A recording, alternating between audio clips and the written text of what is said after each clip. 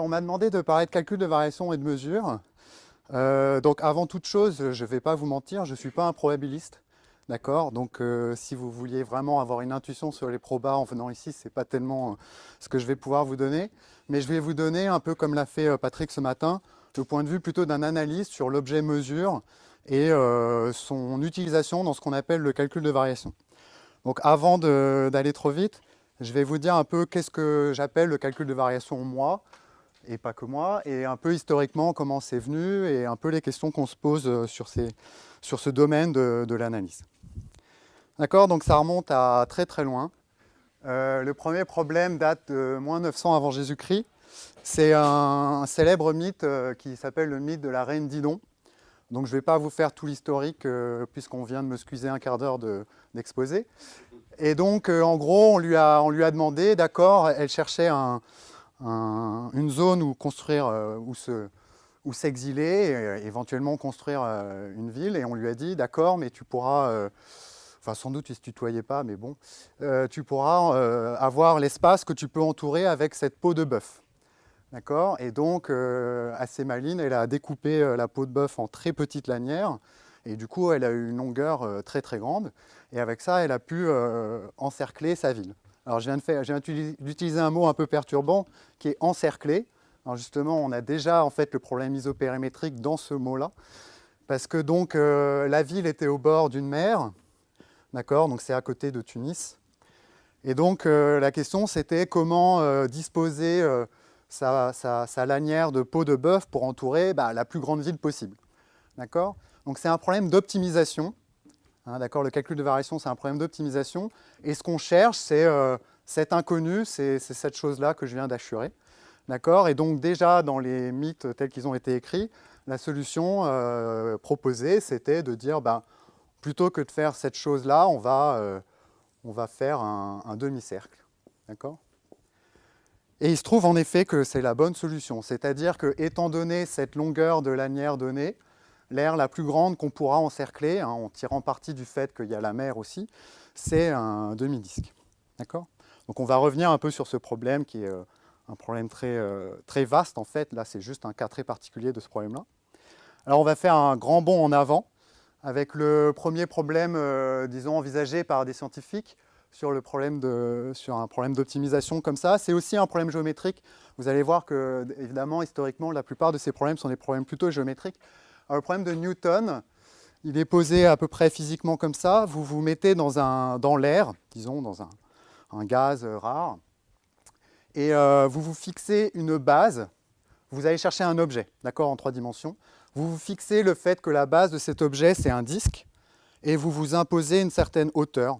Bon, voilà. Ça, c'est le type d'objet qu'on cherche. Et la physique du problème, c'est qu'on met cet objet à vitesse constante dans le fluide. Donc ça, c'est la donnée du problème. On sait qu'il est à vitesse constante, donc en norme et en direction. Et la question qu'on pose, c'est quelle va être la forme à donner à mon objet qui va avoir le moins de résistance avec le fluide, avec l'air. D'accord? Donc ça, c'est un problème qu'avait posé Newton. Et ça, c'est la solution que lui a calculée.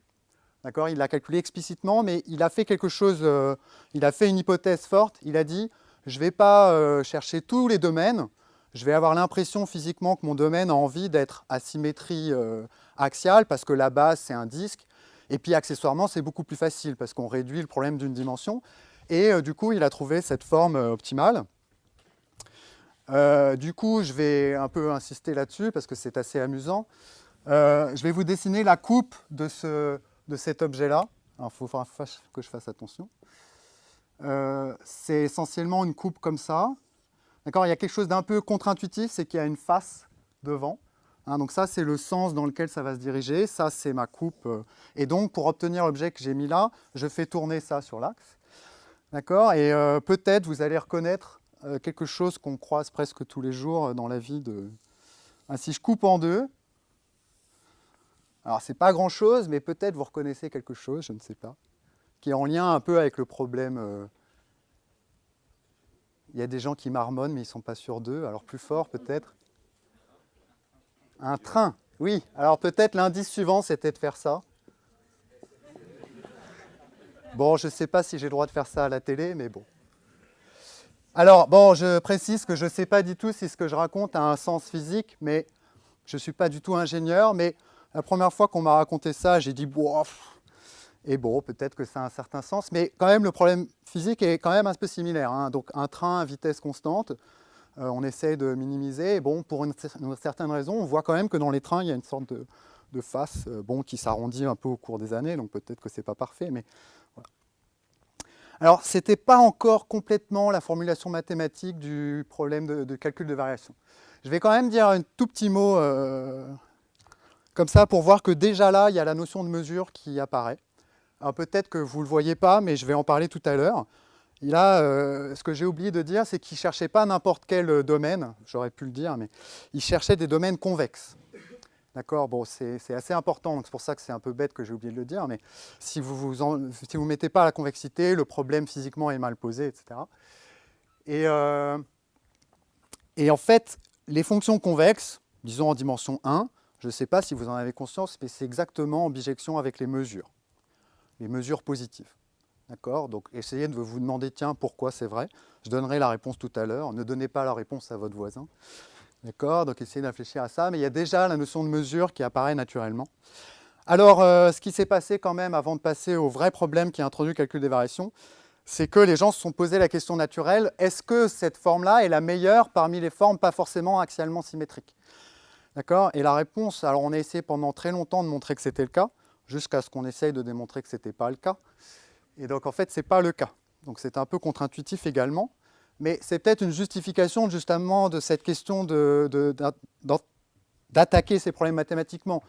Le problème de Didon, les gens n'ont pas trop réfléchi, ils ont dit c'est le cercle et ils avaient raison. Donc on pourrait se dire, bon, à quoi ça sert de démontrer tout ça? Là, clairement, bon, on a fait une première tentative, bah, ça ne marchait pas. D'accord? Donc là, ce sont des calculs numériques. En fait, calculer explicitement la solution reste un problème peut-être inatteignable, en tout cas relatif. Il y a encore des questions ouvertes sur ce problème-là. Je ne vais pas insister plus que ça là-dessus. Le vrai premier problème qui a fait rentrer les mathématiciens peut-être là-dedans, c'est le problème célèbre de la brachistochrone. Bien sûr, alors vous connaissez sans doute ce truc qui est très très populaire, qui figure dans tous les musées un peu liés à ces questions de science. Donc vous vous donnez 2 points, d'accord, le point de départ et le point d'arrivée, et vous allez lâcher une bille au point de départ, et sur une piste de ski, et vous allez vous dire, bon, bah, je ne donne aucune force initiale, etc. Qu'est-ce qui va se passer et quelle est la meilleure trajectoire, quelle est la meilleure piste de ski pour arriver le premier là? D'accord? Donc j'ai mis 1 heure à mettre une animation en PDF, donc je vais vous la faire. C'est pas moi qui ai fait l'animation, mais j'ai essayé de la mettre sur le truc. Voilà. Donc il y a 4 exemples de courbes. C'est assez clair que la droite est une mauvaise idée, parce qu'au début, on ne donne pas assez d'impulsion. Mais on pourrait penser qu'il faut donner... par exemple, on voit qu'il y a une tangente, etc. Bon. Je ne vais pas parler sans s'étendre de ce problème, je pense que vous le connaissez plutôt bien. Mais quand même, historiquement, il y a quelque chose qui s'est passé à ce moment-là, notamment avec Euler et surtout avec Lagrange. Ils se sont dit, on ne veut plus attaquer chaque problème géométriquement et les résoudre, ce qui se faisait beaucoup à l'époque. Ce qu'a voulu faire Lagrange, c'est une méthode vraiment générale, plus du tout géométrique, pour dire, oui, je vais mettre ça en équation et je vais oublier le problème géométrique, le problème physique, et je vais essayer de le résoudre.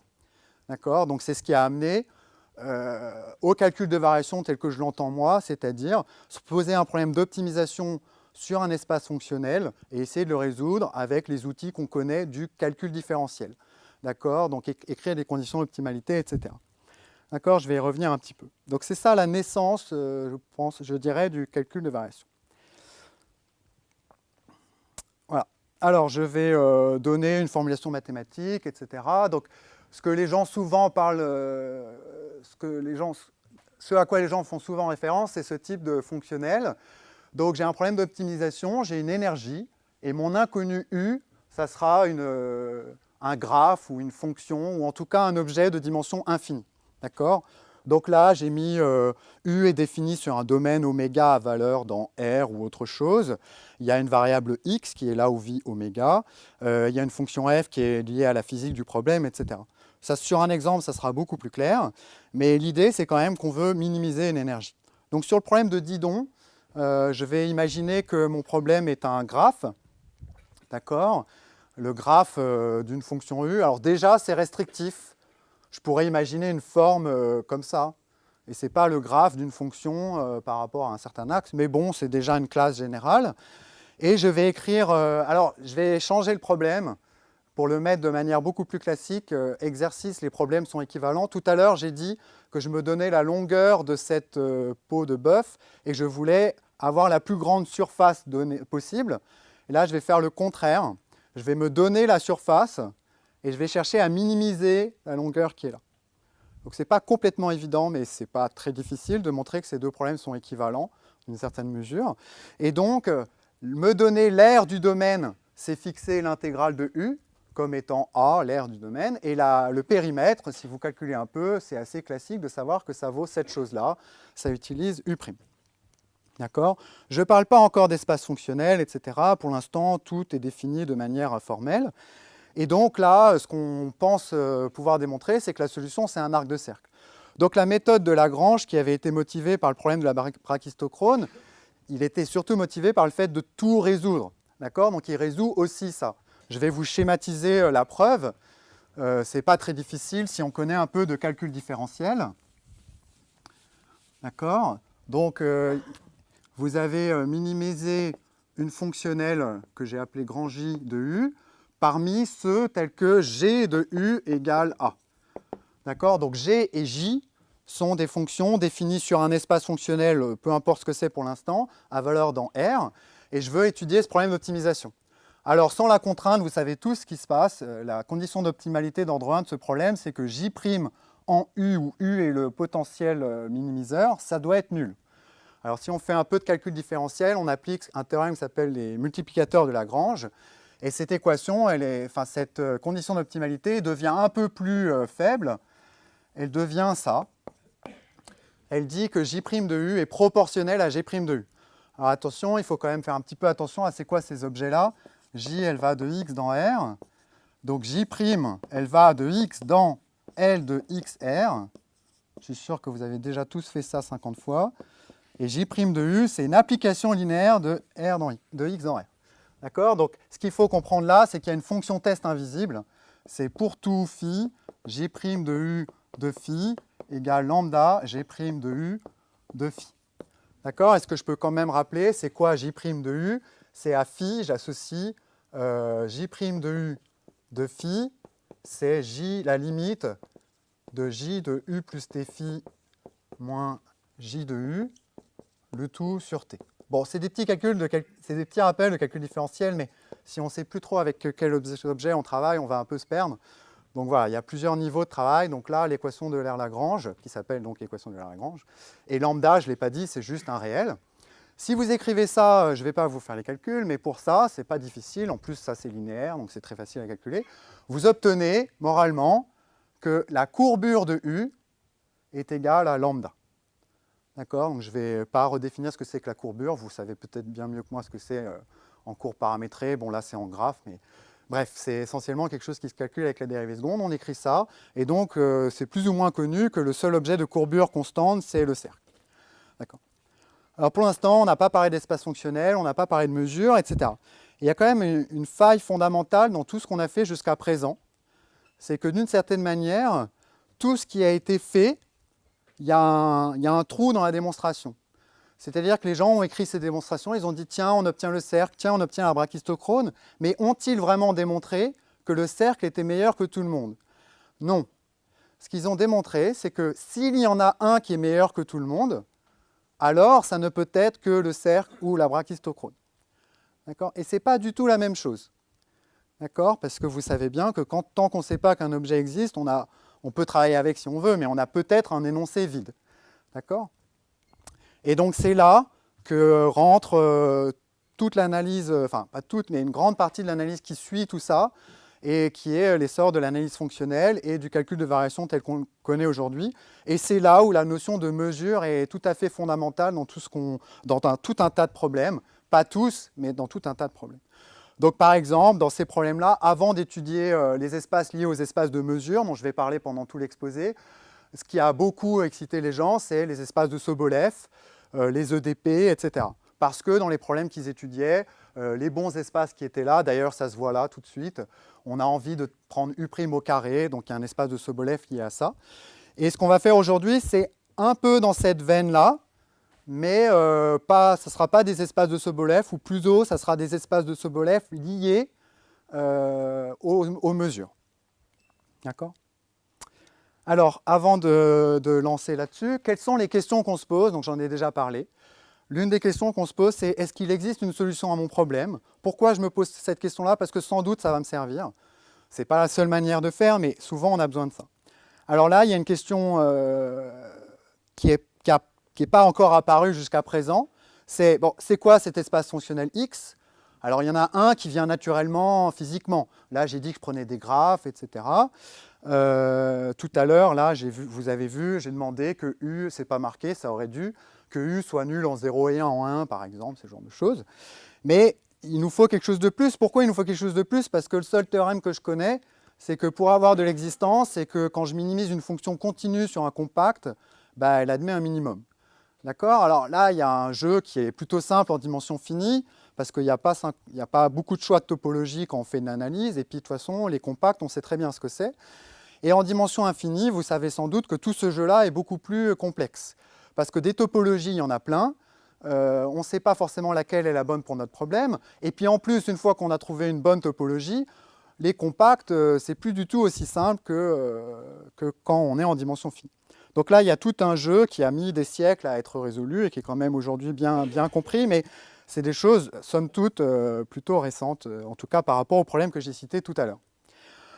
Une fois qu'on a ça, bien sûr, ça ne nous suffit pas, on veut en savoir plus. Alors évidemment, historiquement, les gens ont fait à l'envers, bien sûr. Ils ont dit, bon, je suppose que ça existe et je vais savoir plein de choses dessus. Et donc, les outils, c'est le calcul différentiel, j'en ai déjà parlé. Je ne vais plus trop en parler, quoique dans la deuxième partie, j'en parlerai un petit peu. Et quels sont les objectifs? Comprendre la régularité. Donc notamment, ce mot est très important parce que dans la première étape de ce schéma, quand on va faire l'existence, on va affaiblir beaucoup les topologies. Et donc, on va avoir des fonctions très faiblement régulières. Typiquement, dans le problème d'avant, on avait envie de parler de U', donc on se dit, tiens, je vais prendre les fonctions C1. Si on fait ça, ça ne marche pas du tout. D'accord? Donc on prend des fonctions plus faibles, les fameux espaces de Sobolev, mais du coup, après coup, on a gagné l'existence, mais du coup, on est un peu embêté parce que cet objet, il est un peu bizarre, on ne l'aime pas trop. Certes, il existe, mais il y a cette étape de montrer qu'en fait, c'était comme on aurait voulu. Alors bien sûr, on est un peu déçu parce qu'on voudrait un raccourci, quoi. On voudrait dire, oui, mais tout de suite, je vais démontrer qu'il existe une solution et qui est régulière. Bon, ça ne marche pas. Il y a des cas très, très exceptionnels, mais essentiellement, ça ne marche pas. D'accord? Donc, il y a tout un tas d'exemples. On va en voir un, d'ailleurs. Et puis, il y a le calcul numérique, bien sûr, ça, c'est évidemment beaucoup plus récent. Les méthodes de gradient, les méthodes probabilistes, il y a tout un tas de choses. Alors, les probas, les mesures, tout ça, qu'on soit clair, ça intervient partout, à tous les niveaux, d'accord? Et je vais reprendre quelque chose qu'a dit Patrick tout à l'heure, parce que c'est marrant, on ne s'est pas concerté, mais c'est vraiment l'idée sur laquelle j'ai construit mon exposé. Qu'est-ce que c'est pour moi une mesure? Je ne vais pas vous prendre des problèmes où la mesure vient tout de suite. Je ne vais pas vous dire soit mu une mesure et après on travaille. Je vais vous prendre des problèmes où il n'y a pas de mesure et où elles vont venir naturellement, en tout cas naturellement après les travaux des mathématiciens. Et donc, intuitivement, pourquoi ça intervient? Il a dit deux choses sur les mesures. Il a dit que ça peut représenter une généralisation des fonctions, d'accord, des fonctions bien sympathiques, et on les généralise et ça fait une mesure. C'est une façon de généraliser, et mon premier problème va être basé sur cette idée-là. Et la deuxième idée, c'est un peu l'autre extrême, il a dit ça comme ça, c'est de prendre des points, un nombre discret de points, et puis ce nombre discret de points, il y en a beaucoup, de plus en plus, et ça devient de plus en plus compliqué de le voir comme des points, donc au bout d'un moment, on a envie d'avoir un autre objet qui va un peu prendre statistiquement ce qui se passe, et cet objet va être encore une mesure. D'accord? Donc c'est assez amusant qu'il ait dit ça, parce que le plan de mon exposé, ça va être grand 1 de vous donner un exemple où on va vouloir généraliser des fonctions, et ça va être lié aux mesures. Et le deuxième exemple que je vais citer, c'est complètement sur une notion de particules, et on fait tendre le nombre de particules vers l'infini. Et la grand 3, ça sera excusé, parce que j'aurai absolument pas le temps de le faire, mais c'est pas grave. Alors, je vais revenir au problème isopérimétrique. Je vais en prendre un, mais il y a plein de problèmes isopérimétriques. J'ai mis au pluriel. Pourquoi j'ai choisi ce problème-là? Un, parce que c'est celui que je connais le mieux. C'est un peu là où moi je travaille. C'est un peu le domaine dans lequel je travaille. Deux, parce qu'il est lié aux plus vieux problèmes historiques. Et 3, parce que les maths qui interviennent là-dedans sont assez vastes et la notion de mesure intervient un peu partout. Alors je fais un tout petit préambule quand même, le mot mesure. On a parlé de mesure de proba beaucoup jusqu'à présent. Moi, je vais enlever le mot mesure, le de proba, je vais l'enlever. Dans certains cas, ça sera des mesures de proba. Dans d'autres cas, il n'y a aucune raison de fixer la masse. D'accord? Donc pour moi, une mesure, c'est une mesure de proba où on enlève l'hypothèse que la masse soit totale, bien sûr. Et voilà. Donc ça a été un tout petit peu abordé ce matin dans les divers théorèmes de Prohorov qui ont été donnés, suivant les conditions, etc. Mais en gros, tout ce qui a été raconté ce matin reste vrai. Les théorèmes de compacité sur les mesures restent vrais, à ceci près que l'hypothèse de tension, qui a été beaucoup abordée ce matin, elle n'est là que pour rester dans les probas. D'accord? Elle est là que pour conserver la masse. Donc si j'enlève, moi, dans ce que je fais, il n'y a plus de masse totale.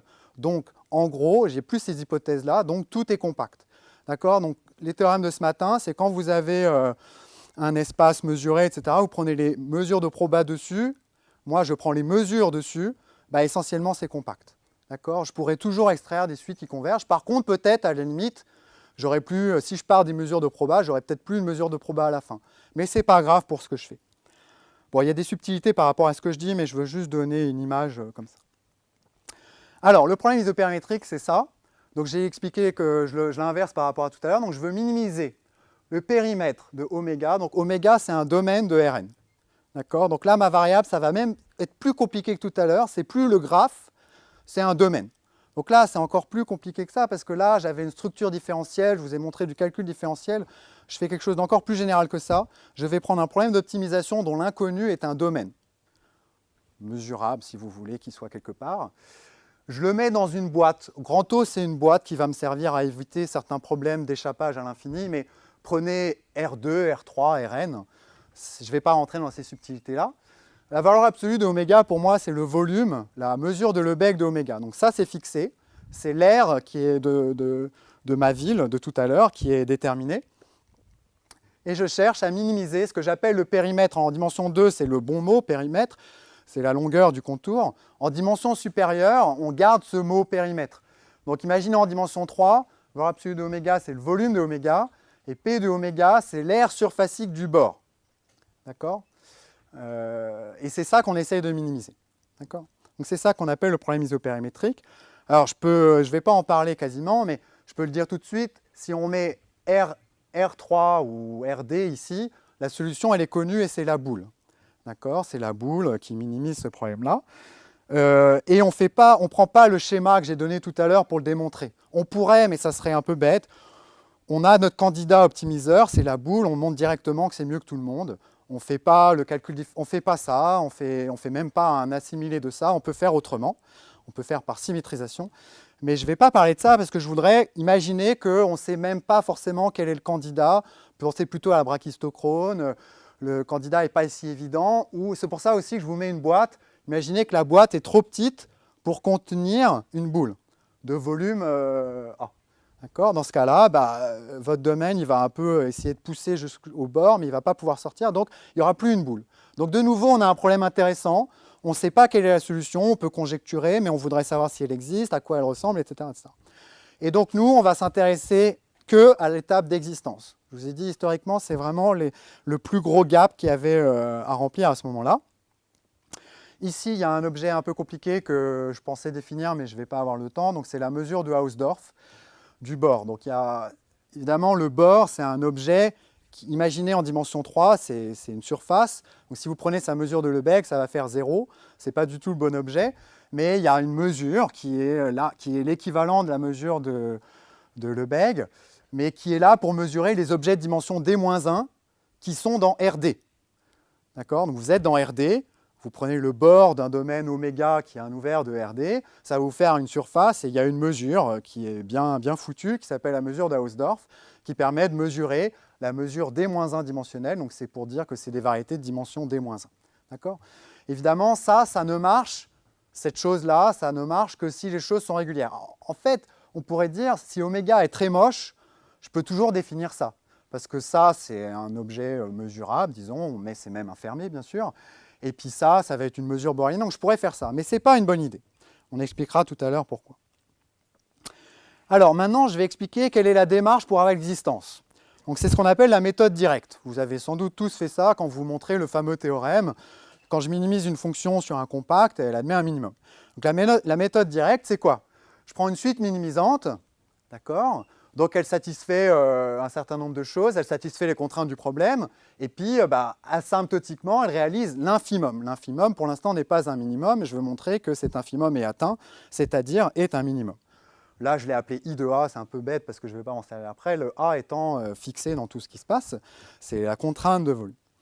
D'accord? Sauf que là, ce qu'on fait d'habitude, c'est dire, bon, mon oméga n, il est compact, il satisfait des propriétés de compacité, donc je peux extraire une suite qui converge.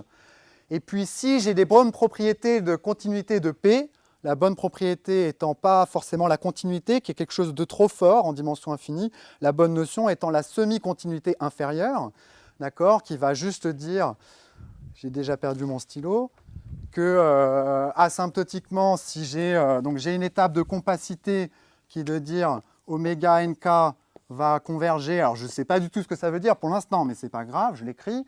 Est-ce que je peux montrer que la limite, alors en général on met une limite inf de P de oméga nk est-elle plus grande que P de oméga quand K tend vers l'infini. Donc K c'est ma suite extraite. Et si ça c'est vrai, je suis assez content. Donc il y a deux questions, c'est normal, la compacité et la continuité. D'accord ? Alors là, il y a un problème. C'est quoi la topologie sur l'espace des domaines? D'accord? On a vu des topologies ce matin, des topologies normées, etc. Mais sur l'espace des domaines, vous en avez peut-être déjà croisé parce que ça existe, mais il n'y a pas la topologie qui marche bien pour tout le monde. D'accord? Donc il n'y a pas consensus et ce n'est pas une question de ne pas être d'accord, c'est que suivant les problèmes, il ne faut pas les mêmes topologies. D'accord? Donc qu'est-ce que ça veut dire qu'un domaine converge? Qu'est-ce que ça veut dire que le périmètre est continu? Vous imaginez que vous faites des choses un peu bizarres, je ne sais pas, vous créez plein d'oscillations qui se rapprochent, qui s'aplatissent, vous allez avoir beaucoup de périmètres et puis à la limite vous allez être plat. Enfin il peut se passer beaucoup de choses un peu inquiétantes.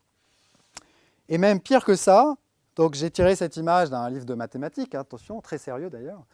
Donc là je vais vous donner cet exemple de domaine, alors c'est une surface pour moi, et j'essaie de voir quelle est sa surface. Donc on est parti d'un disque plat, ce n'est pas exactement le même problème, mais ce n'est pas grave, ça ressemble beaucoup, et je crée plein de petits filaments, d'accord, qui vont être tellement fins que leur surface va être très proche de zéro. Alors imaginez un cylindre qui soit très haut, mais le rayon soit beaucoup, beaucoup plus petit. Et si vous calculez la surface de cylindre, c'est presque zéro. D'accord? Donc cette chose-là, qui en gros converge vers un disque, mais bon, on a du mal à s'en convaincre, ça peut être une suite minimisante. Parce que la valeur de l'énergie, de la surface de cette chose-là, c'est presque la même chose que celle du disque, ou de celle de la boule si j'avais greffé ça sur une boule. Donc en fait, cet objet horrible, ça peut être mon oméga n. D'accord? Et l'extraction ne va pas m'aider, parce que je peux créer des choses partout comme ça. D'accord? Donc il y a plusieurs problèmes qui se créent là. On voit que... Alors, il y a un mot intéressant là, qui est la notion de topologie faible, qui est vraiment un outil fondamental de dimension infinie. Quand on veut avoir de la compacité, on n'a pas de compacité forte pour les problèmes qui nous intéressent, mais on a une compacité faible, et suivant, dans certains cas, justement, les capacités faibles, on a toujours un peu du mal à avoir une intuition, mais ça peut être une bonne intuition dans les exemples qui vont m'intéresser, c'est que ces choses-là, à la limite, je vais les oublier. D'accord? Donc ça, c'est un exemple de convergence faible. Alors, quand même, avant de me lancer là-dedans, il y a une première idée, c'est de dire, mon oméga, il est dans aucun espace que j'aime bien, c'est des domaines, il n'y a pas de topologie, je ne sais rien faire. Je vais le voir comme l'indicatrice de oméga. D'accord? La fonction qui vaut 1 sur oméga et 0 ailleurs. Pourquoi pas? Ça me fait une fonction à valeur dans R, mesurable, donc du coup, je peux faire pas mal de choses avec, et je peux mettre des topologies. D'accord? Donc j'ai oublié les domaines maintenant, j'ai des fonctions indicatrices de domaine et je suis quand même assez satisfait parce que j'ai une fonction. Le problème, c'est que cette fonction, dans quel espace elle est? C'est une fonction discontinue, quoi, assez clairement.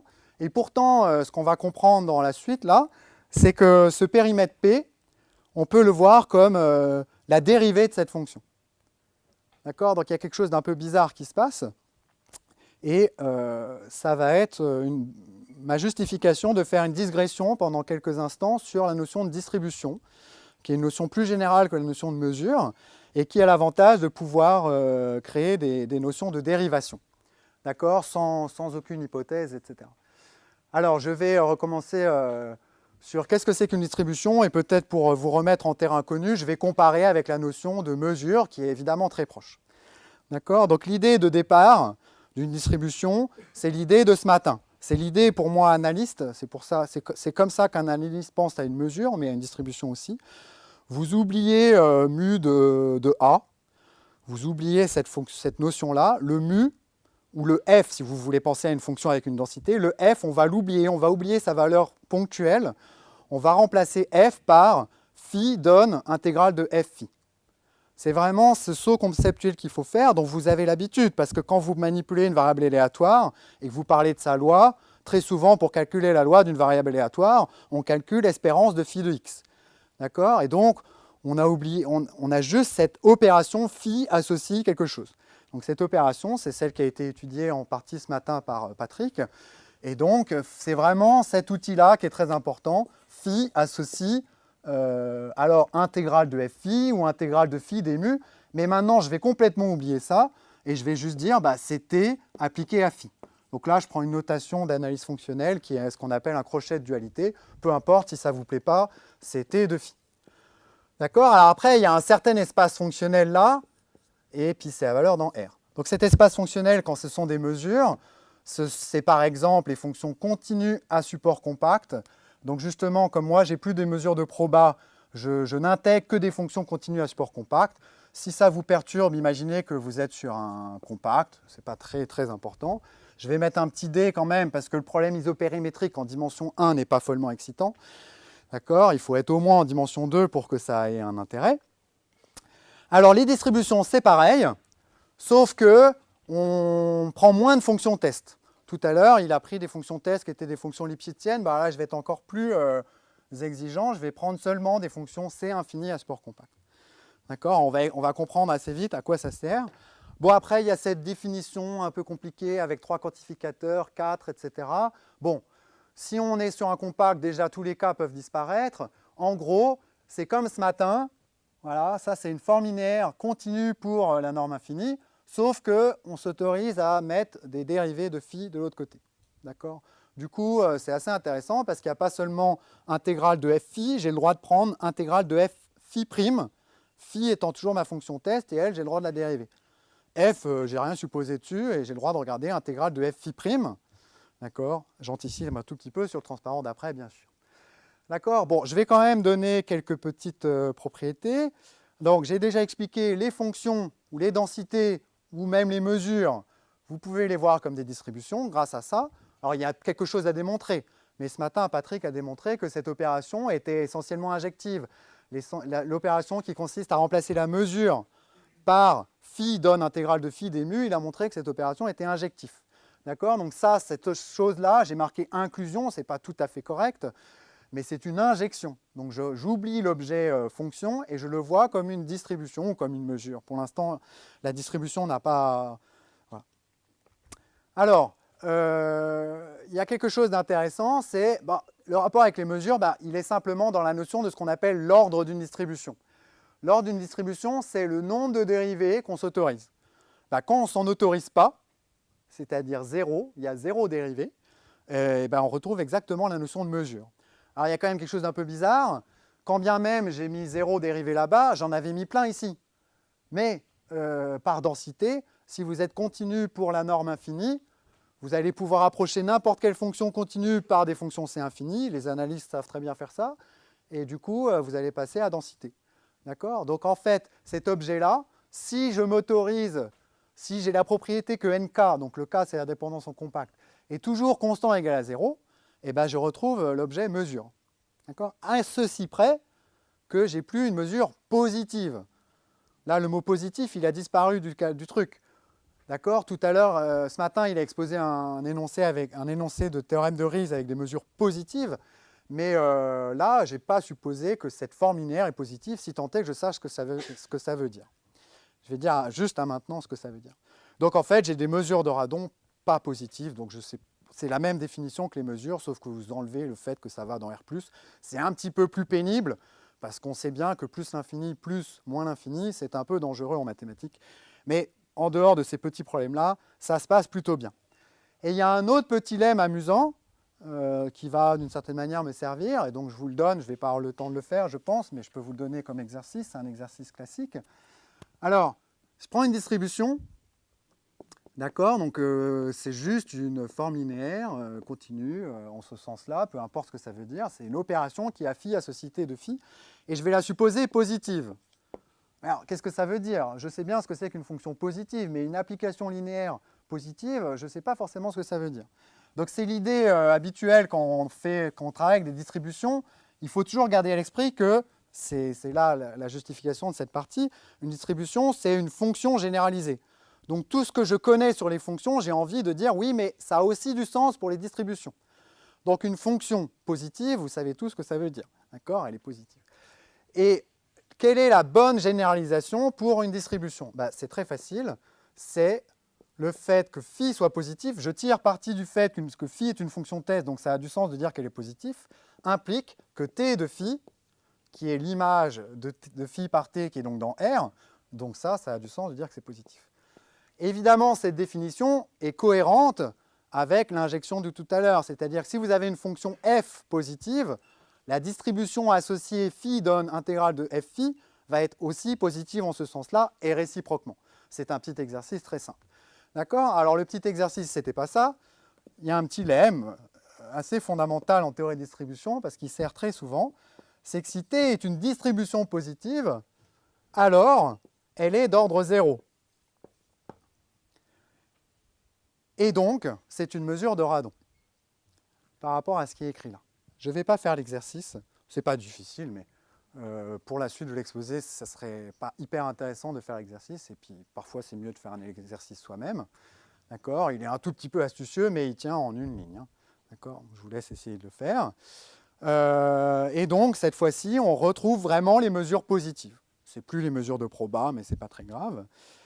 Et puis, dernier, j'ai dit que je ne fixais pas la masse égale à 1, mais dans certains cas, on aime bien quand même fixer la masse finie. D'accord? Et donc, qu'est-ce que ça veut dire que la masse soit finie? C'est essentiellement que le CK, là, que j'avais autorisé à dépendre du compact K. K, c'est quoi? J'en ai pas parlé du coup. C'est là où ma fonction phi va être supportée. Ça veut dire qu'en dehors de K, elle est nulle. Donc, en faisant ça, je m'interdis des fonctions phi qui peuvent porter à l'infini. Ce que ne faisait pas Patrick. Hein. Donc, lui, il intégrait n'importe quelle fonction continue bornée. D'accord? Et donc, elle pouvait être non triviale à l'infini. Moi, j'interdis ça. D'accord? Mais si quand même je veux pouvoir retrouver un peu ça, je me dis, oui, mais si mon CK il est indépendant de K, d'accord, pour n'importe quel compact K, alors je vais retrouver ce qu'on appelle les mesures de masse finie. Ce n'est pas exactement les mesures de proba, mais ça pourrait être les mesures de proba et 2 fois les mesures de proba. Donc en fait, c'est le cône engendré par les mesures de proba. D'accord? Ok, alors, pourquoi j'ai fait tout ça? C'est parce que j'ai le droit de dériver ces objets-là.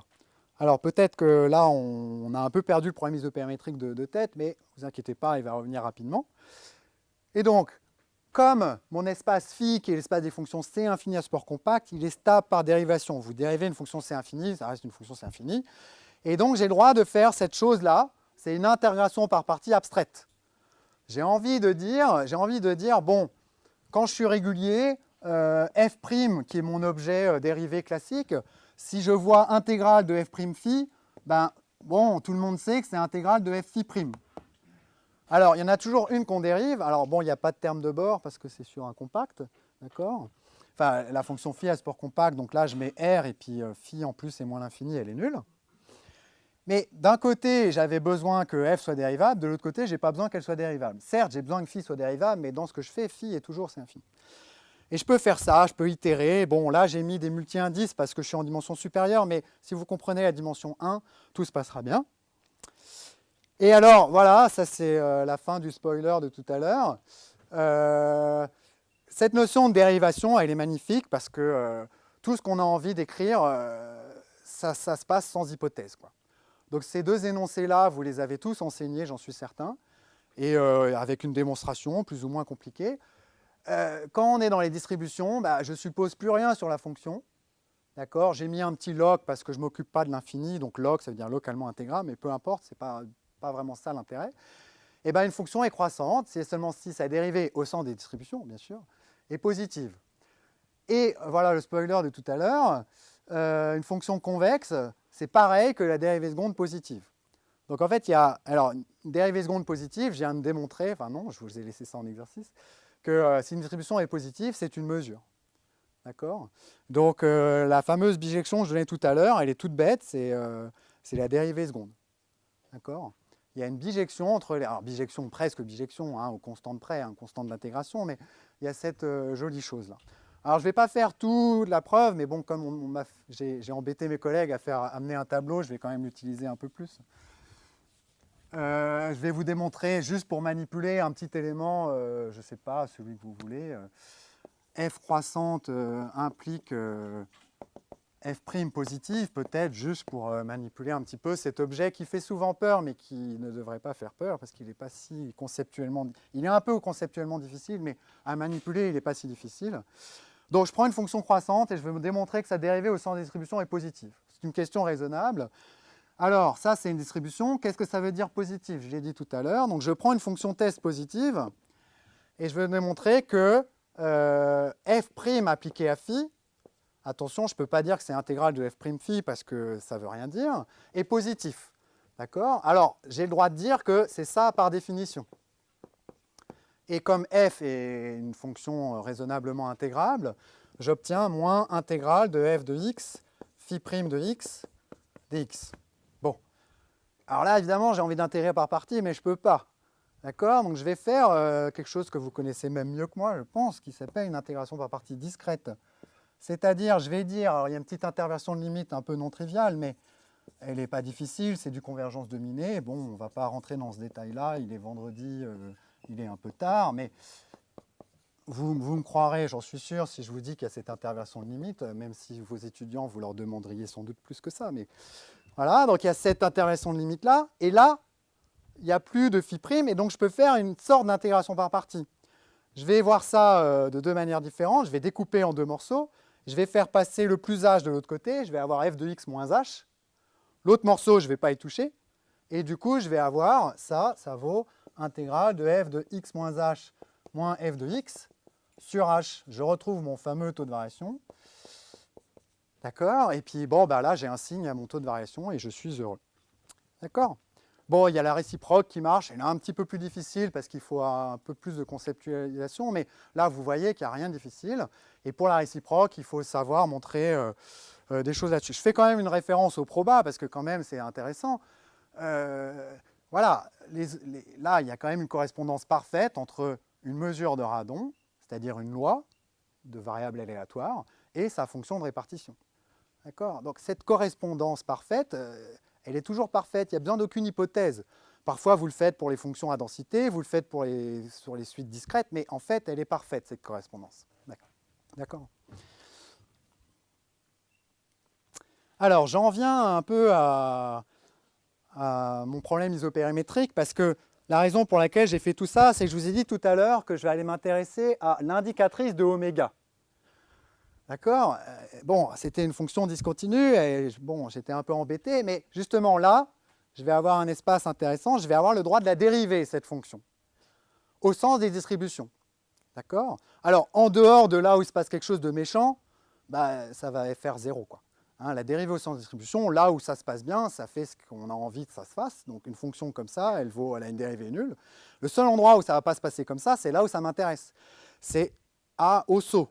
Pourquoi c'est là que ça m'intéresse? Parce que je veux parler de périmètre. D'accord? Donc on comprend qu'il y a quelque chose d'intéressant là-dedans. Donc voilà un espace qui est une sorte d'espace de Sobolev un peu différemment, qui est un espace très célèbre en calcul de variation, qui est l'espace des fonctions BV, des fonctions à variation bornée. D'accord? Donc de manière très abstraite, c'est juste les fonctions dont la dérivée est une mesure fine. Alors là, j'ai mis gradient, hein, donc c'est la dérivée par rapport à chaque variable. Évidemment, là, je suis intéressé par la dimension supérieure. Alors je réexprime ce que ça veut dire. J'ai mon intégrale de u phi', bah, je dis, bah, ok, c'est l'intégrale de phi par rapport à une certaine mesure. D'accord? Qui n'est pas signée, hein. J'ai mis un moins parce que c'est ce qu'on fait d'habitude. Mais... Alors je vais réécrire de manière un peu plus formelle, en sommant ces choses-là, et en prenant des phi à valeur vectorielle. Bon, c'est juste un petit saut conceptuel pour ne pas avoir i condition, mais pour en avoir seulement une. Et puis pour revoir ce qu'on appelle une intégration par partie en dimension plus grande que 1. Et donc on fait apparaître U divergence de phi égale cette chose-là. Alors attention, j'ai pris une notation un peu particulière, j'ai pris phi scalaire, la distribution gradient U. Donc ça veut juste dire somme des phi I des mu I. D'accord ?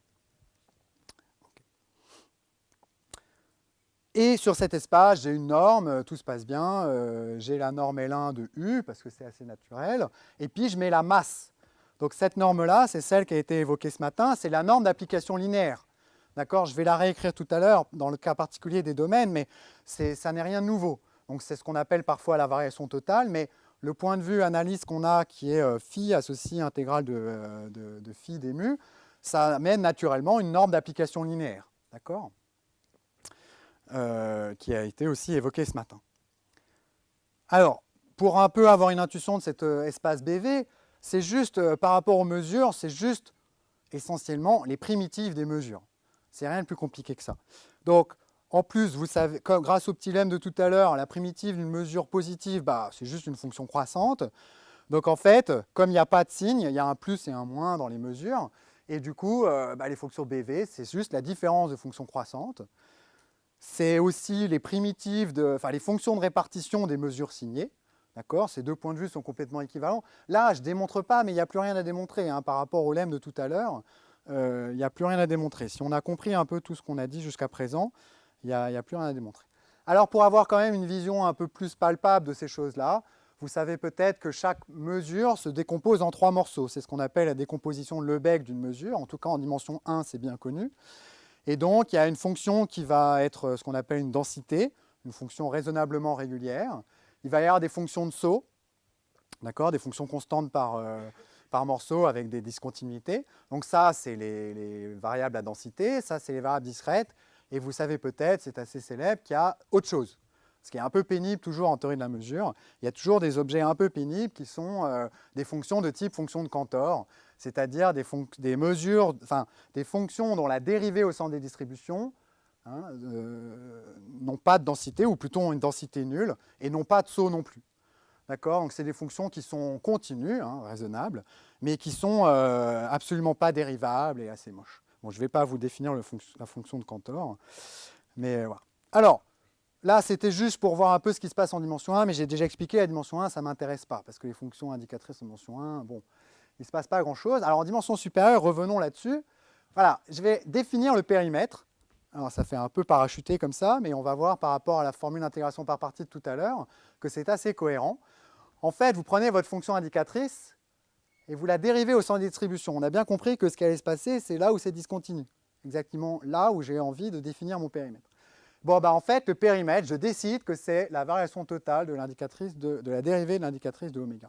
La fameuse, là je pourrais mettre indice MF, j'avais fait ça tout à l'heure, c'est la norme au sens des mesures. D'accord ? Alors évidemment, on peut me dire, pourquoi c'est ça ? Certes, c'est là qu'il se passe quelque chose, mais je vais le justifier. Pourquoi c'est ça la bonne notion ? Alors quand même, pour revoir, justement, je disais que j'allais redéfinir cette norme. Bon, c'est pas plus compliqué que ça, c'est une norme d'application linéaire, donc vous fixez, vous êtes sur la boule unité, et vous faites le sup de gradient indicatrice d'oméga appliqué à phi, ce qui n'est autre par intégration par partie que cet objet-là. Donc en fait, je pourrais tout squeezer et venir là. Là, je ne me sers de rien d'avant, finalement, pour définir ça.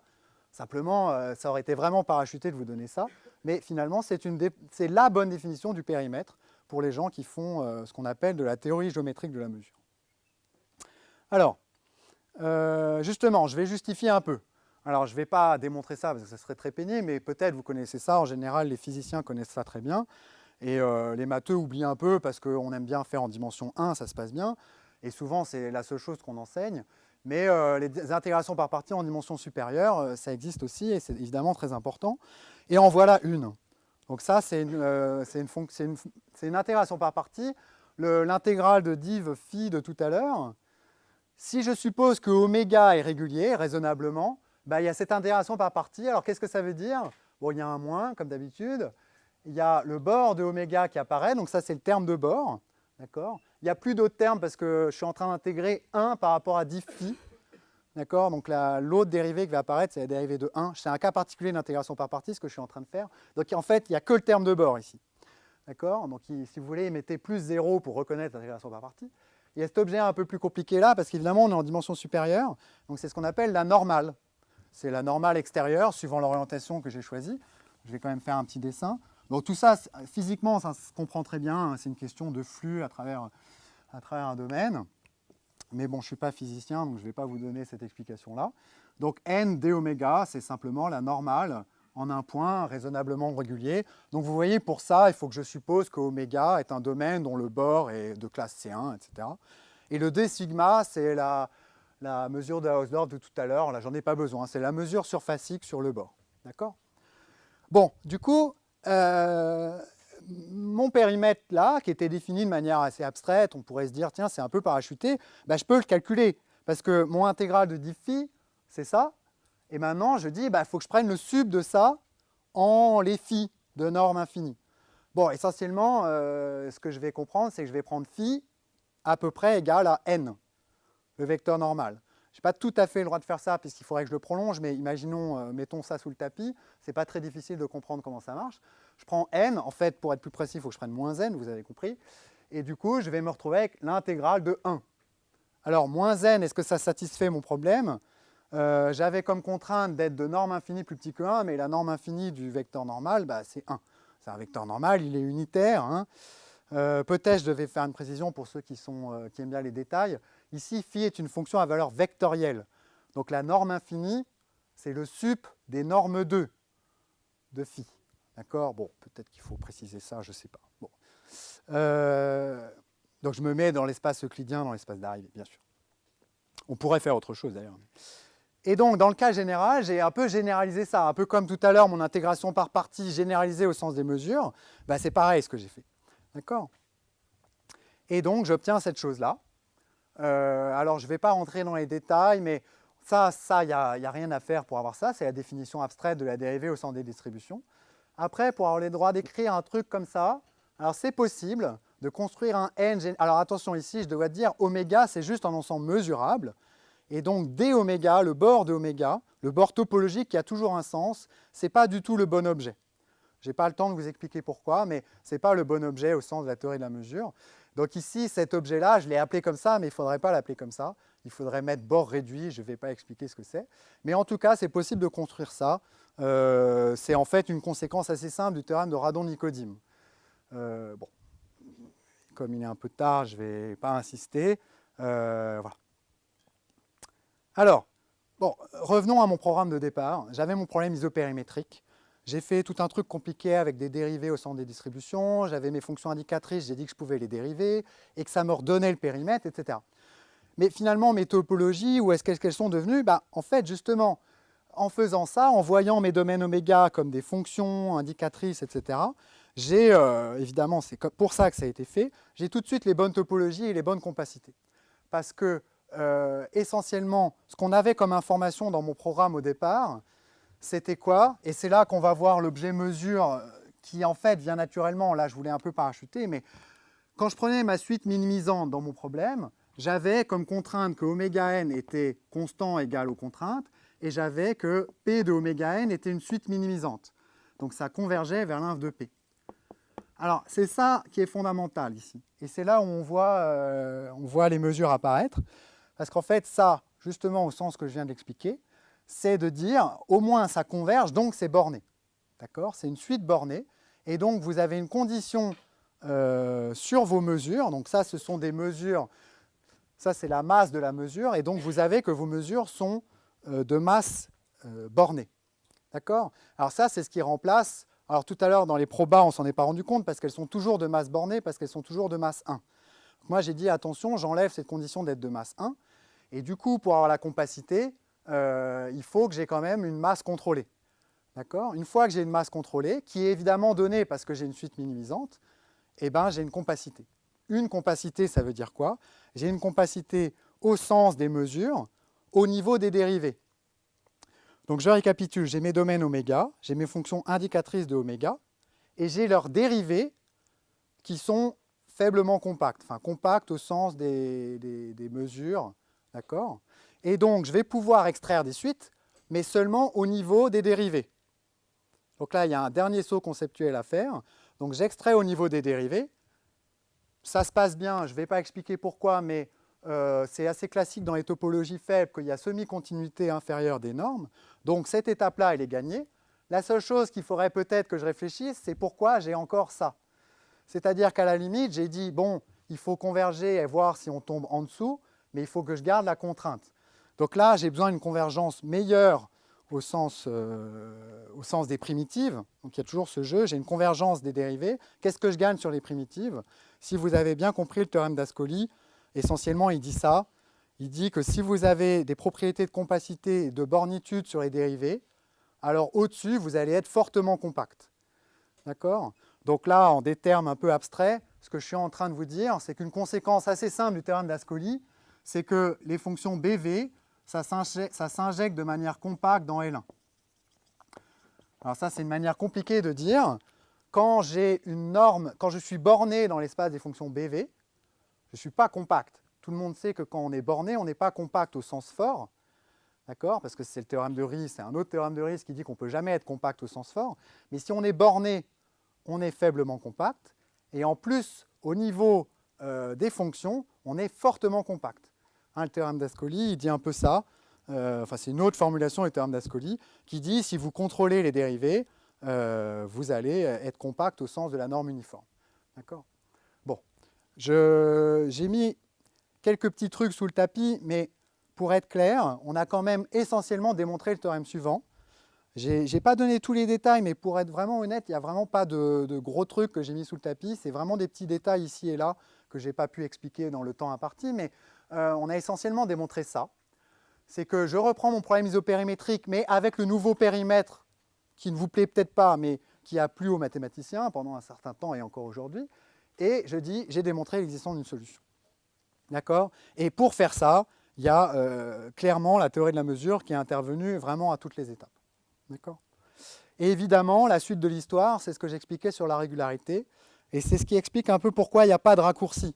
On pourrait dire, oui, mais est-ce que je ne peux pas montrer directement qu'il existe une solution régulière? Alors ça, à tous les niveaux, on a mis beaucoup de temps à essayer de comprendre ça, au niveau des EDP d'abord, mais au niveau de ça de manière plus récente. En fait, pourquoi ce n'est pas possible? Parce que c'est faux. D'accord? Donc ce qui a été démontré, là par contre, ça serait un très très gros théorème. Pas ce théorème-là exactement, mais un autre théorème qui est très en lien avec ça. J'ai regardé, j'ai pas regardé le papier, mais il fait 1000 pages. D'accord? C'est un théorème très célèbre de Almgren, qui est en fait plus compliqué que ça. Donc là, j'ai présenté un cas, pas un cas particulier parce que c'est différent, mais un cas plus simple que le théorème d'Almgren, qui ne prendrait pas 1000 pages, mais qui prendrait sans doute une centaine de pages. Et nous dit que jusqu'à une certaine dimension, tout se passe bien. Il n'y a pas de singularité qui apparaît. On a des bons bords. Certes, on est passé par les fonctions mesurées, les fonctions BV, etc. Mais à la fin, en fait, on a un bon ensemble bien régulier. Mais dans certains cas, il peut y avoir des singularités de dimensions certes très petites, mais pas vides. D'accord? C'est pour ça que le raccourci, il ne peut pas exister. Alors vous allez me dire, il peut exister en dimension 3. Mais en l'occurrence, il faut que vous utilisiez quelque chose qui soit spécifique à la dimension 3. D'accord? Alors en dimension 2, bien sûr, c'est tout à fait possible, mais en dimension à pi 3, 4, 5, 6, 7, enfin bon. Alors je vais passer à une autre partie de l'exposé où je vais prendre l'autre paradigme des mesures, qui est presque l'opposé, où je vais partir d'un problème de dimension finie, d'accord, où on a juste des points à calculer, et puis on va voir apparaître, quand cette dimension va devenir très grande, envie de paramétriser ça par des mesures. Donc, vous prenez des particules en interaction. Donc, comme j'ai dit tout à l'heure, je ne suis pas très physicien, donc je ne vais pas vous donner un grand sens physique de ces choses-là, mais c'est pour représenter des gaz, d'accord, avec un très grand nombre de particules. Et assez naturellement, ces particules vont vouloir minimiser une certaine énergie. Donc, vous êtes dans RD, R3 si vous voulez, et puis vous avez n particules, d'accord, qui décrivent votre gaz. Et vous avez ce qu'on appelle un Hamiltonien qui a essentiellement deux termes. Donc un terme qui est lié à une notion de répulsion, c'est-à-dire, je vais le donner tout de suite, la valeur de W, ce qu'on appelle le noyau de Coulomb. Donc suivant la dimension, ce n'est pas la même chose, mais si vous reconnaissez peut-être, c'est ce qu'on appelle la solution fondamentale du Laplacien. Et essentiellement, c'est des fonctions qui valent l'infini quand R est 0. R, c'est la distance entre deux particules. Donc, elles ont envie de se répulser. Puis quand elles sont loin, elles n'interagissent pas du tout. C'est-à-dire que quand R est très grand, alors là, ça ne se voit pas du tout. Pardon, je vais plutôt réfléchir là. C'est plutôt en dimension 3 ce que je raconte. Quand elles sont loin, elles interagissent essentiellement plus. Et puis, il y a V pour que mes particules ne partent pas toutes à l'infini. Parce que si on dit juste elles se répulsent, bah, elles vont toutes très loin à l'infini. On veut les confiner. Donc V, ça va être essentiellement, je ne sais pas moi, norme de x au carré. C'est un potentiel qui va dire non, non, on ne peut pas aller trop loin, on est obligé de rester là où il se passe quelque chose. Donc ce qu'on appelle un potentiel de confinement. Donc oublions un peu la physique, si vous le voulez bien, et puis prenons ce problème-là, et puis on veut minimiser cette énergie en les xi. D'accord ? Sauf que, en pratique, n, il vaut 10 puissance 23. Donc que ce soit explicitement ou numériquement ou tout ce que vous voulez, c'est quand même inatteignable, quoi. D'accord ? Donc il faut essayer de réfléchir mathématiquement comment on peut aborder ce type de problème. D'accord ? Et donc ce qui a été démontré, alors ça c'est quelque chose qui a commencé dans les années 50. Peut-être je devrais dire ça aussi sur comment j'ai choisi les problèmes que je voulais vous exposer, parce que vous avez vu qu'ils étaient relativement spécifiques, mais ce que j'ai essayé de choisir, c'était à la fois des problèmes relativement anciens, mais qui sont tout à fait d'actualité. Le problème isopérimétrique, il est très très très ancien, mais il y a encore tout un tas de questions ouvertes aujourd'hui. Le théorème de tout à l'heure sur la régularité, ça datait d'une trentaine d'années, mais il y a encore tout un tas de gens, plutôt dans le domaine de la géométrie, mais aussi en analyse, qui travaillent encore sur ces problèmes-là. Et ce problème de Coulomb, qui mathématiquement date peut-être d'une cinquantaine d'années, il est également, moi je ne le connais pas dans mes recherches, mais je l'ai connu par des collègues qui travaillent encore aujourd'hui sur des problèmes très liés. Je vais citer un autre problème, lui complètement probabiliste d'ailleurs, qui recrée un lien assez étonnant avec ce problème-là. Donc ce qui va se passer, alors est-ce que j'ai le temps de donner un peu l'intuition de ça ? Non, je vais d'abord expliquer le théorème, et puis ensuite expliquer comment on peut l'attaquer. Donc on avait un problème d'optimisation en dimension finie avec cette dimension qui tend vers l'infini. Alors il faut faire un scaling, excusez-moi l'anglicisme, je pourrais le traduire là présentement, mais à force de le dire, je vais sans doute refourcher, donc je vais dire scaling, c'est pas très grave. Donc vous prenez ce ratio-là, et la question c'est comment ça se comporte. Alors pourquoi on a divisé par n carré ? Peut-être vous vous êtes d'ailleurs posé la question, pourquoi j'ai mis un n à cet endroit-là ? C'est parce que si je ne le fais pas, il ne va pas y avoir compensation des deux. Alors, parce que j'ai expliqué ça tout à l'heure, cet objet-là, il veut que les particules se repoussent, et cet objet-là, il veut qu'elles n'aillent pas trop loin. Donc il y a compétition entre les deux, il faut que la compétition soit raisonnable. Si vous ne mettez pas n ici, vous mettez, je ne sais pas moi, n carré ou racine de n, ou 1, bah, à la limite, il ne va rien se passer d'intéressant. D'accord ? Donc le n qui est là, c'est exactement le régime où il se passe quelque chose d'intéressant, et c'est ce qu'on appelle le régime de champ moyen. D'accord ? Parce que précisément, ce qui va se passer, c'est qu'on va avoir plein de particules qui vont s'accumuler et qui, asymptotiquement, vont représenter quelque chose de statistiquement intéressant, c'est-à-dire une mesure. D'accord ? Et donc, ce problème de dimension finie, à la limite, c'est un problème qui dépend de n. J'ai des problèmes d'optimisation paramétrés par grand N, et grand N tend vers l'infini. Qu'est-ce qui se passe ? Eh bien, à la limite, j'ai à nouveau un problème d'optimisation, mais cette fois en dimension infinie. D'accord ? C'est assez naturel. Quel est ce problème d'optimisation ? Ben, en fait, les sommes sont devenues des intégrales et les variables xi sont devenues une mesure mu. Alors ici, j'en ai deux. J'ai deux fois la même, j'ai une intégrale double. Et ici, par contre, j'en ai qu'une. D'accord ? Alors je peux peut-être faire un tout petit calcul quand même pour vous expliquer d'où sort cette chose-là, mais ce n'est pas difficile. Et ça sera une partie de la preuve du théorème qui est énoncé là. Parce que le théorème, je n'ai pas dit ce qu'il expliquait, mais il dit que l'énergie, à l'étape n, avec le bon ratio, il converge vers le minimum de l'énergie. Alors pardon, j'ai dit l'énergie, le minimum de l'énergie, il converge vers le minimum de l'énergie qui s'appelle l'énergie de MF, c'est pour mean field, champ moyen. D'accord ? Donc il y a convergence des minimums, des valeurs des minimums, et en fait, je vais le dire juste après, il n'y a pas seulement convergence des valeurs des minimums, il y a aussi convergence des minimums, c'est-à-dire des points qui réalisent le minimum. C'est-à-dire que les particules qui réalisent le minimum là, il y en a n, quand n tend vers l'infini, ça va converger, au sens des mesures, vers le minimum, je dis le parce que sous certaines conditions, il y a unicité, la mesure qui est là. Donc, le petit calcul pour expliquer comment ça se passe. Donc, j'ai mon système de particules xi et je veux dire mais où est la mesure. Donc, ça, c'est assez naturel de dire, bah, en fait, toutes les particules sont les mêmes. Donc, le poids que je vais mettre à chaque particule, c'est simplement 1 sur n pour avoir une mesure de proba. Ici, par contre, je vais avoir vraiment des mesures de proba. C'est assez naturel de travailler avec des mesures de masse 1. Et donc, je regarde cette mesure-là, d'accord, et je vais me dire, bah, en fait, ma somme des W de xi moins xj, pour i plus petit que j, j'ai envie de l'avoir comme une intégrale par rapport à ça. D'accord? Alors, je vais faire ce petit calcul. Alors là, j'ai mis i strictement plus petit que j, je vais dissymétriser. Bon, il y a un petit 1,5 qui est là, d'ailleurs, qui apparaît. La seule chose qui n'apparaît pas, c'est le différent de. Donc, en fait, je vais le rajouter. Et les termes que j'ai mis en trop, c'est n sur 2 ou pas sur 2, oui, sur 2, fois w de 0. Parce que quand les particules sont les mêmes, j'ai w de 0.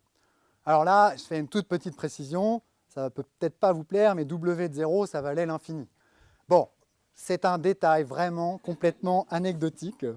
Non, mais sans rire, dans l'épreuve, ça fait une étape de plus dans les démonstrations, il faut simplement tronquer, c'est une interversion de limite. Il faut faut tronquer W par W coupé à une hauteur M, et puis ensuite, il faut retendre M vers l'infini et voir que ça se passe bien. Hein, c'est une interversion de limite. Mais bon, les analystes font tellement ça tout le temps qu'au bout d'un moment, ils disent ça marche. Et en général, on les croit sur parole. Il vaut mieux le faire soi-même pour être convaincu de toute façon. Donc, gardons ce W de 0 qui vaut l'infini. Et là, vous avez reconnu, si vous avez l'habitude d'intégrer par rapport aux masses de Dirac, simplement ça par rapport à ma mesure mu, à deux choses près. Donc, il y a mon moins n sur 2 W de 0 qui m'embête un petit peu. Et puis, dans le mu, il n'y avait pas seulement des Dirac, il y avait un n carré, un n qui est 2 fois.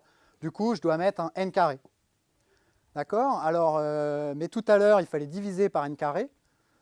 D'accord? Donc, le n carré, il s'en va. Bon, vous avez corrigé là, bien sûr. Et du coup, là, j'ai un n en bas. Et je suis content parce que 1 sur n, c'est mieux que n quand n tend vers l'infini. D'accord? Et donc, pour l'autre terme, je ne vous le fais pas parce que c'est plus simple, mais on voit quand même quelque chose de relativement convaincant sur le fait qu'on retrouve cette énergie. Alors, pour la démonstration complète du théorème, en fait, là, je viens de vous faire un sens dans l'inégalité. C'est-à-dire que là, c'est une égalité entre deux infs. Je viens de vous faire un des sens. Je viens de vous faire ça plus petit que ça. Pourquoi? Parce que je vous ai démontré que si vous avez un élément admissible ici, alors il va être admissible là, à ceci près qu'il y a cette énergie négligeable. Et donc du coup, ici, je minimise sur un ensemble a priori beaucoup plus gros. D'accord? Et donc, si je minimise sur un ensemble plus gros, ça, c'est plus petit que ça. Et ce qui est un petit peu plus difficile, mais très intuitif, c'est le contraire. C'est lié à ce qu'a dit Patrick tout à l'heure. Si vous essayez de faire le contraire, vous allez, attention, ici, vous avez droit qu'à des mesures de type ça. D'accord? Parce que je ne prends que ça comme mesure. Alors qu'ici, j'ai le droit à n'importe quelle mesure. Donc, ce qu'il faudrait expliquer, c'est que je prends une mesure quelconque. Certes, elle peut faire n'importe quoi. Ça peut être une fonction régulière, ça peut être une fonction à densité, etc. Mais je vais devoir l'approcher par une fonction de ce type-là. Alors, c'est un petit peu plus compliqué que ce qu'il a dit ce matin. Ce matin, il a dit les combinaisons convexes de masse de Dirac sont denses. C'est très facile à démontrer. Ici, c'est un tout petit peu plus difficile parce que tous les poids sont les mêmes. D'accord? Mais on comprend bien ce qui se passe. Imaginez une mesure qui va mettre beaucoup de masse quelque part. Bah, vous allez mettre plus de points à cet endroit. D'accord? La difficulté, c'est que tous les points doivent être de taille égale. Bon, là, soyons clairs, c'est plus facile avec les mains qu'en écrivant, mais on comprend quand même ce qui se passe et on n'est pas tellement surpris du résultat. D'accord? Donc, il faut un peu travailler pour le faire. Bon, alors juste pour savoir, parce que je vous ai dit que c'était des choses encore très d'actualité, ce qu'on vient de faire là, cette double inégalité, c'est une notion très populaire en calcul des variations, ça s'appelle la gamma convergence. Donc, la gamma convergence, je ne vais pas vous la définir, ça ne sert à rien. En fait, une fois qu'on a compris qu'il faut faire une double inégalité et qu'il faut prendre des fonctions test là, etc., on la comprend tout seul beaucoup mieux qu'en la lisant, de mon point de vue. Donc il faut la trouver tout seul. C'est l'idée que vous avez des problèmes d'optimisation qui dépendent d'un paramètre, ici grand N, et vous voulez passer à la limite sur des problèmes d'optimisation. Donc ça, la bonne notion, ça s'appelle la gamma convergence, qui a été beaucoup étudiée et qui est parfaitement adaptée ici. Et alors cette gamma convergence, ici je ne vais pas avoir le temps d'insister dessus, mais quand vous avez de la compacité, d'accord, ici on a de la compacité sur l'espace de travail, qui est l'espace des mesures de proba, et bien non seulement vous avez convergence des valeurs des énergies, mais en fait, en travaillant un tout petit peu plus, vous avez convergence des minimums. Ce qui est beaucoup plus intéressant, parce que vous dites, quand le nombre de particules tend vers l'infini, ma mesure mu n, qui n'est autre que ça, alors attention, hein, il y a une petite subtilité, les xi, je les écris xi, mais ils dépendent de grand n. Alors, entre grand n et grand n plus 1, les xi peuvent complètement changer, ce n'est pas juste qu'on en rajoute un, ça change tout. Mais si je mettais xi n, on serait un peu perdu. Donc, vous avez cette mesure qui dépend de grand n, et bien en fait, elle va se répartir comme un certain mu optimal, qui est le problème de minimisation là. Alors après, vous allez me dire, bah oui, mais enfin, on avait un problème en dimension finie, certes grande, et maintenant, qu'est-ce qu'on a un problème de dimension infinie? C'est bien beau tout ça, mais à quoi ça nous sert? Mais en fait, un problème de dimension infinie, il y a beaucoup de difficultés supplémentaires, celles que j'ai citées, mais il y a aussi beaucoup d'avantages. Donc plutôt que de calculer 10 puissance 23 particules, il vous suffit de calculer l'optimum de ce problème-là, qui est certes un objet de dimension infinie, mais qui est une mesure. D'accord? Et pour lesquels, suivant les problèmes, on peut plus ou moins facilement calculer ce mu optimal en fonction du W et du V. Hein, vous vous donnez un V, vous vous donnez un W, et dans certains cas très intéressants en pratique, vous allez pouvoir calculer cette mesure-là. Les XI, c'est impensable de les calculer, mais vous allez savoir qu'ils vont se répartir de manière raisonnable selon une loi asymptotique. D'accord? Alors, il y a un autre point de vue, si on fait que ce point de vue-là, on est un peu déçu, je ne vais pas avoir le temps d'insister, mais il y a un autre point de vue là, beaucoup plus probabiliste, qui tire parti, qui a une autre manière de voir les particules comme une mesure, et qui tire parti du fait que les particules sont complètement interchangeables. On ne fait pas du tout de différence entre les particules, donc ça, du point de vue des probabilités, c'est une notion qui s'appelle l'échangeabilité. Et donc, il y a une autre manière d'injecter ça dans le problème avec des mesures, c'est de dire, je prends non pas des masses de Dirac en les xi, je prends des masses de Dirac en les n-uplets, tous permutés. Alors attention, c'est une mesure non pas sur RD, mais sur RD puissance grand N. Alors il y a quelque chose d'un peu conceptuel, mais qui est profondément intéressant du point de vue à la fois probabiliste et physique, c'est que vous, à chaque étape, vous gardez le caractère complètement invariant des variables. Et donc, ce que je vais expliquer, c'est que Pn, c'est une mesure sur l'espace RD puissance grand N. Donc ici, il y a... Mais si on veut vraiment comprendre en profondeur ce qui se passe, c'est quelque chose d'indispensable. Et du coup, vous gardez la mémoire de toutes les particules, et quand grand N tend vers l'infini, la question, c'est qu'est-ce qui se passe? Donc là, c'est un peu plus compliqué, parce qu'il n'y a pas seulement les particules, le nombre de particules qui bougent, il y a la dimension de cet espace qui tend vers plus l'infini. D'accord? Et la question, c'est qu'est-ce qui se passe à la fin? Cela étant, on a quand même une hypothèse très très forte, c'est que notre mesure, elle est invariante si je permute toutes les variables. D'accord? Vous avez une mesure en x1, x2, bah, ça sera la même si vous échangez les variables. D'accord? Ce n'est pas de l'indépendance. Hein. Si vous connaissez l'indépendance des probas, ce n'est pas du tout la même chose.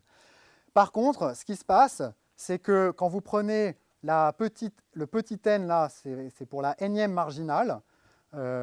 Si vous prenez la nème marginale, c'est-à-dire vous oubliez, vous avez grand N, le nombre de particules qui tend vers l'infini, vous allez considérer seulement les n premières, petit n premières, sachant qu'il n'y a pas d'ordre, hein, donc vous en considérez petit n. Et bien, ce qui va se passer, c'est qu'à la limite, vous démontrez ça. C'est quoi cet objet-là? C'est le mu optimal tensoriel n fois. Alors, ce que ça veut dire, c'est que asymptotiquement, les particules sont vraiment indépendantes. C'est-à-dire qu'au départ, elles interagissent toutes, mais à la fin, vous voyez une sorte d'indépendance apparaître, et qui est vraiment très intéressante, et qui ne se voit pas dans le premier point de vue. Donc je vais passer un peu vite sur ça, mais il y a quand même quelque chose d'assez joli pour vous dire que c'est des maths aussi très récentes. La question qui est derrière ça, c'est vous prenez, je vais prendre un point de vue dual parce que je pense que c'est assez agréable, vous prenez une fonction qui dépend de grand N variables et qui est symétrique en toutes les variables. Je ne sais pas, moi, un polynôme symétrique élémentaire, par exemple. Et vous faites tendre le nombre de variables vers l'infini. Et la question, c'est qu'est-ce qui se passe à l'infini? Donc ça, je ne vais pas répondre à la question, c'est assez compliqué de répondre à la question. Mais ici, c'est quelque chose d'assez fascinant, ce qui se passe. Et donc, par rapport à ce que j'avais là, j'ai un RD puissance grand N. Je vais quand même dire ce qui se passe à la limite. Parce que le P grand N, on peut aussi montrer qu'il converge entre guillemets vers quelque chose.